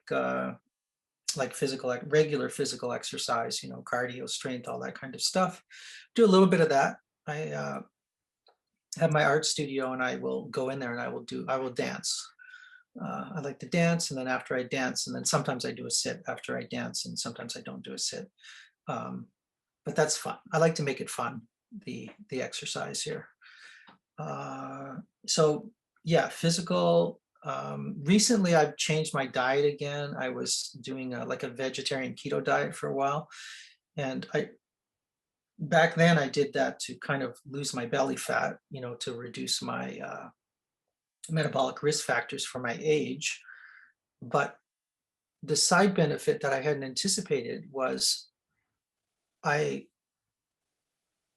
had so much more energy, and I was just super clear. I could really concentrate for way more hours than I usually could. So my behavior, my productivity got way better. And it's like, okay, if somebody could give you, 50 extra units of clarity, would you take it? Well, that's what I got on that diet. So recently I've gone back to that diet, and definitely noticing that. So I'm working on the diet. So this is basics, right? Physical body, diet. I kind of break things into different kinds of body-mind work that can be improved. So if we want to say emotions in the body, then this is getting into some of the getting caught in craving or aversion. So I have things that I like that aren't good for me. So that's craving, basically. So usually I'm averse to a specific experience, and that drives the craving. So for me, it's like eating bread and cheese, too much bread and cheese. So, well, keto takes care of the bread because I'm not doing carbs, basically. So, I just buy a triple fat cheese and I'm good, and I just have little bits of that. And so, anyways, so the great thing about the keto or meditation is that you can be aware of your urges. And then the question is, can you be skillful in relation to those urges? So that's both happens with keto, and I also do fasting sometimes, where I work with the urges that come up around the primal need to eat, for instance, that kind of thing. So I like to do that. So that's how I work with those. The other kinds of craving, like the attraction, that's an interesting one. So what I've found over time is that my two drivers for a long time were thinking about sex and thinking about art. They were kind of central drivers for me. And that changed actually early on. So I can just kind of briefly talk about that, and then I can tell you kind of where that is now. So early on, what happened is I lost those drivers after that experience. They went away. And it's like, I remember waking up and, like looking at my wife, and it was like that Talking Head song, this is not my wife, this is not my house, this is not my car, kind of thing. And I just had who is this person, kind of thing, right? And I remember at a certain point my wife said, Har-Prakash, you do have a body, and even though I was doing all these physical exercise at the post office, I still, that was part of the grounding. It took a while to oh yeah, okay, right. I have this body, and this body does certain things, and there's certain commitments and agreements when you're married and that kind of thing. so that left at that time temporarily the urge to have any kind of sex, or the attraction around sex was gone, but also the urge around art. And so I called Shinzen and I basically said, what the fuck is happening here? It's like these two things are gone. And Shinzen said, oh, yeah. He said, so one of two things will happen.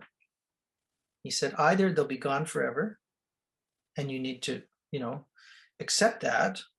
If it is gone forever, then something else magical will come to replace it. Or they'll come back, but they'll come back in a different, more magical way. And that's what happened. They came back in a, quote, more magical way, or I would say more fully present way, is what he meant by that. And that's the experience. But the urge behind those is dramatically reduced compared to what it was before. So before, where I used to think about sex a lot, I barely, occasionally I think about sex, but not compared to before. It's like, oh my God, this is just like, feels like it's gone. It's not gone, but it feels like it's gone in comparison. And the art was impacted.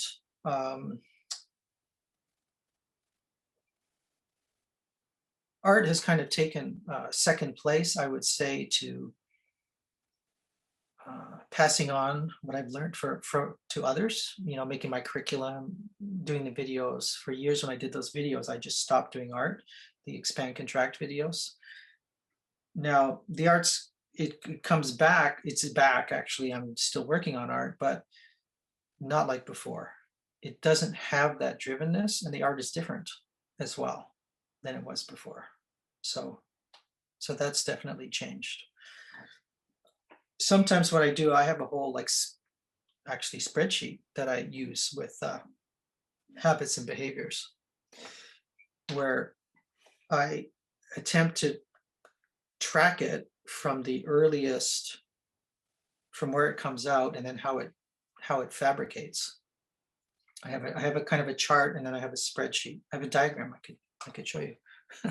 Anyways, it starts from the I'll briefly go over it. So it's what I call the fabrication cycle, which is related to dependent origination. It's just done for for somebody that doesn't want to do think about tied to past lives and all that kind of stuff, because I don't interpret things that way. Is it a diagram? I've made you co-host, so you should be able to share your screen if you want.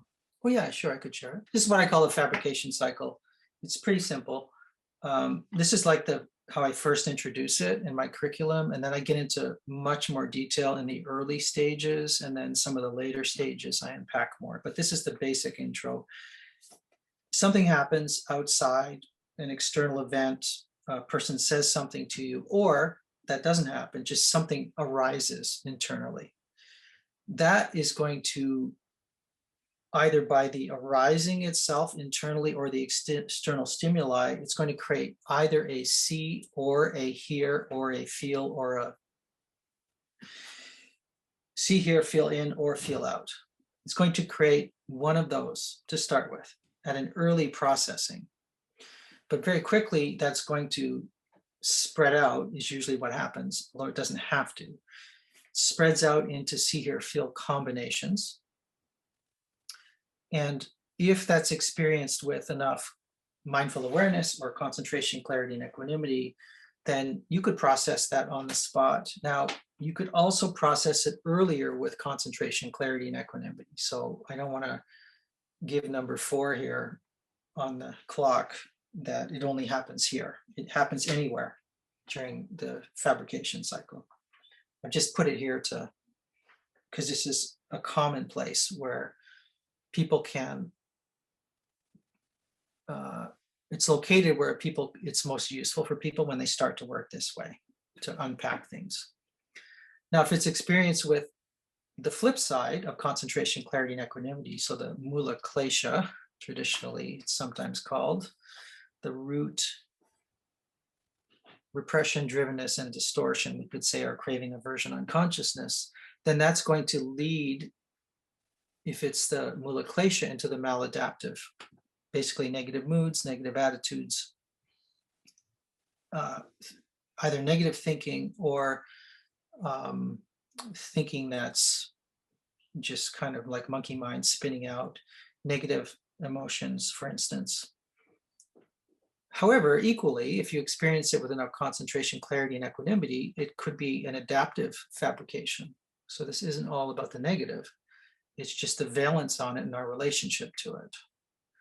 So if it's the maladaptive, it will drive maladaptive behaviors unless you catch it in the body-mind sensory experience. It's going to lead to behaviors. So it's going to go from 5 to 6. Or if it's a mindful awareness or a wholesome kind of skillful relationship you have with that, then it's going to be adaptive moods and attitudes, adaptive thinking, adaptive emotion. And that's going to motivate adaptive behaviors as opposed to maladaptive behaviors. So this is kind of the basics. And so what I do myself and what I teach people to do is catch it where you catch it, and then can you back it up and begin to catch it earlier and earlier in the fabrication cycle? And ultimately, what are your tools and options at any of these given stages? Can you get good at that? So anyway, so this is kind of one of the major ways that I myself process craving, aversion, and it's just something that felt natural to me. So I thought, well, okay, well, let me put it in a diagram and share it with other people, and lots of other people find it useful. So they look at this, they figure it out, and they just use like a Google Sheets, a Google spreadsheet, basically, with these kinds of categories, and they begin to track common behaviors, common habits, or situations that trigger them. They track all that stuff, and they just get a handle on it over time. They go back to it over and over. So particularly reactions that repeat are great to work with. Habits that repeat are great to work with. And you just go back to them over and over, and you fill out more detail as you go. And that makes the number 4 here, that makes the unconscious more clear, or it makes the unconscious more conscious, is a way to say that. So, make sense? Very interesting. So that's somehow how I work with the craving and aversion. Mm-hmm. And number 8 on your list, and the unconsciousness. Yes. Number 8 on your list, which qualities or capacities would you like to improve? I think improve all of the wholesome qualities. Let's just say that from the get-go.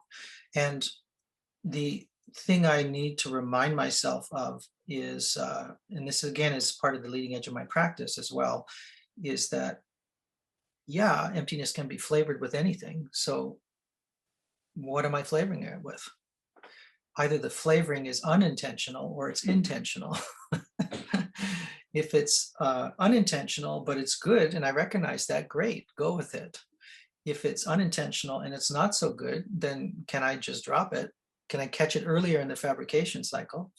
And then just, if I'm, particularly when I'm with somebody else, can I flavor it with a wholesome quality? When I'm not with somebody else, I'm not so, don't need to do that as much, or I don't think that's, I mean, I can do that, and sometimes it's useful, but I think it's just more useful when you're with another person, to be able to come from a place of love that they can feel, caring that they can feel. So that's doing more of that, definitely. And I think capacity, well, sharing this stuff with others, definitely. So getting more skillful at that. The thing I'm fortunate with in doing the kind of curriculum that I mentioned is, because I'm working with people, I have constant feedback from them. And so I can tweak whatever's needs to be tweaked. And because I work with people, in this case, pretty much 2 full days a week, I get constant feedback, and for year after year after year after year, which is which is of course the way of Shinzen worked, the way that he worked a lot, that interactive way that builds the system and refines the system as it needs to get refined.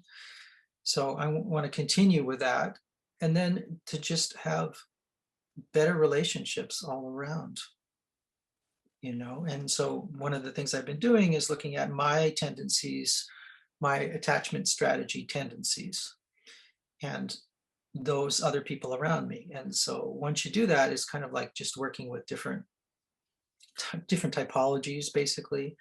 And if I get better at mine, but I also get better at recognizing the other person's typology.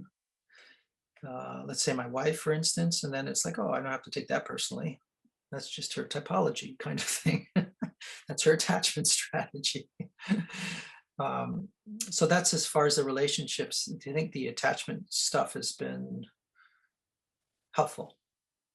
Number 9, what do you think is the biggest misunderstanding people have regarding someone who has experienced stream entry, awakening, or enlightenment? Yeah, I would say there's a couple. One is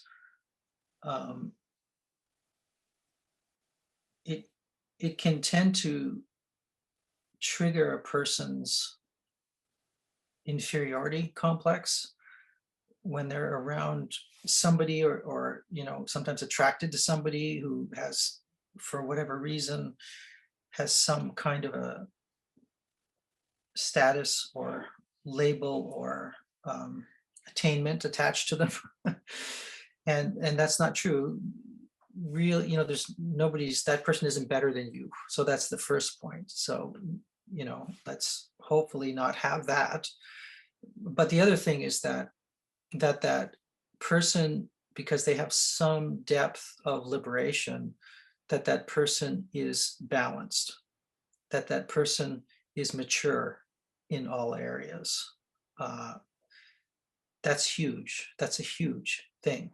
And that's something that I emphasize a lot, is this: we all have uneven development.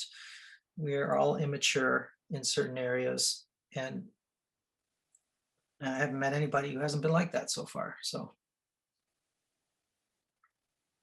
Number 10, what is something about your history or an unusual or quirky thing you like to do that others might be surprised to hear?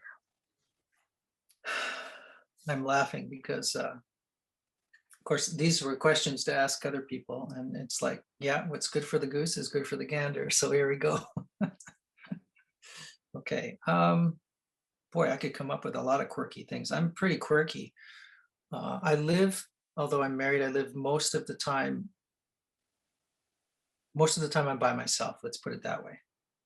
My wife works a lot, out of the house a lot, on the farm. So when I'm by myself, I do a lot of quirky things. So I will,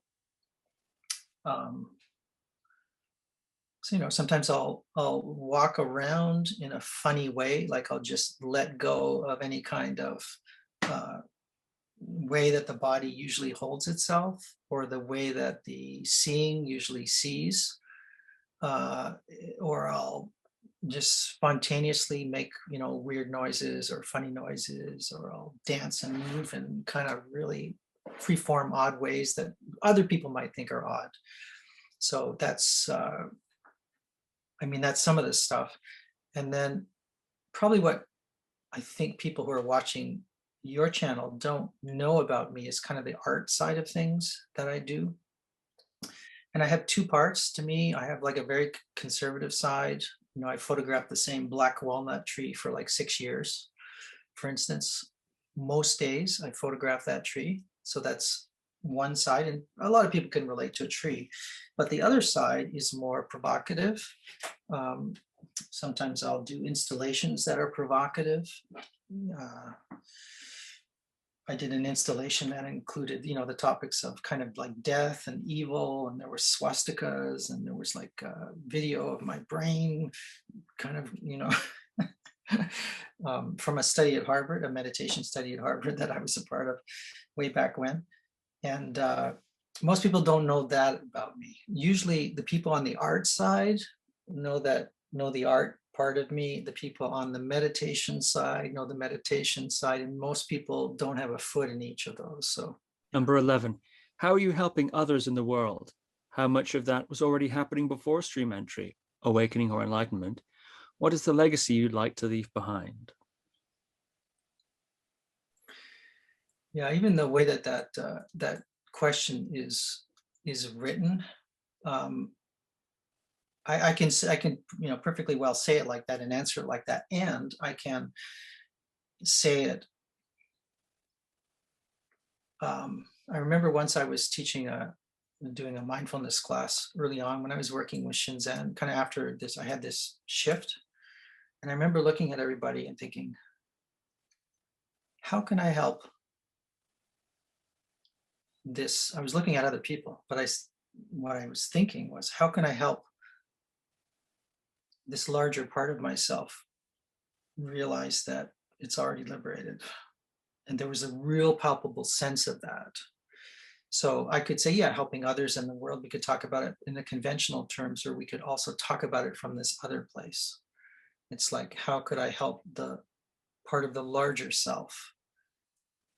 How am I doing that? So for me, I gave myself this assignment to, under the guise of 40 classes, to leave behind what I wanted to around the integration of spirituality and psychology relationships.